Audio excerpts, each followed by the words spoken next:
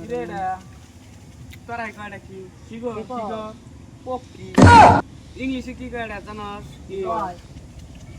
শিখা এটার দাম কত টাকা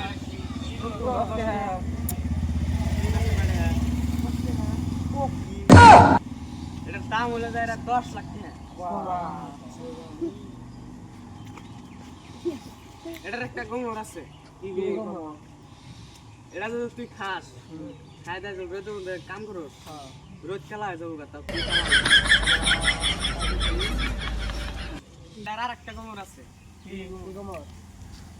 এক প্যাকেট যদি তুই খাস খাই দেয় তার ছোট করতে যাস তার পুরি পাগলা হয়ে আজকেটা মেরে যাবো